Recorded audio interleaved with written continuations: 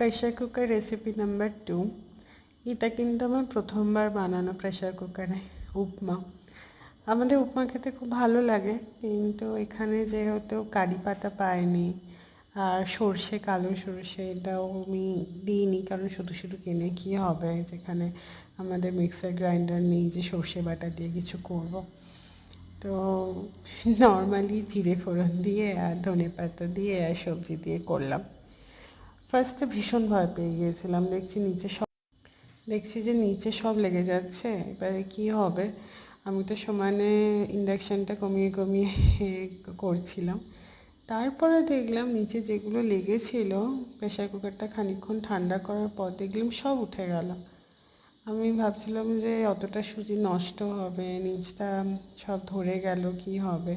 প্রথমত কিছু ধরেনি, কারণ আমি সবসময় কমিয়ে কমিয়ে রান্না করি, তাতে একটু টাইম লাগে, কিন্তু কমিয়েই করি। ইলেকট্রিসিটির বিল আসে অনেকটা, তো আমি চেষ্টা করছি একবেলাই রান্না করা, যাতে বিলটা একটু কম আসে। বাট সকালে তো কিছু খেতে হবে, তাই না? তো এটা করলাম। খুবই ঝরঝরে হয়েছিল, ঘি দিয়েছিলাম আর ধনেপাতা দিয়েছিলাম বলে একটা অন্যরকম টেস্ট এসেছিলো। আমি এক্সপেক্টই করিনি কুকারে সত্যি কথা বলতে এত ঝরঝরে হবে। আর একটুও নিচে ধরা ছিল না কোথাও, এটা বেস্ট ছিল।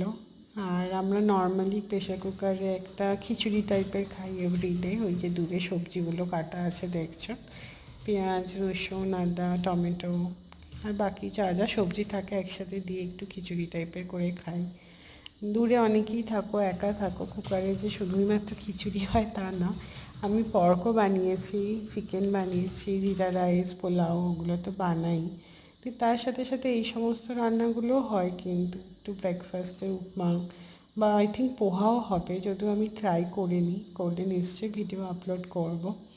আমার মনে হয় পোহাও হবে। আমি অমলেট করেছি, ডিমের কারি, সয়াবিন, এগুলো তো করি।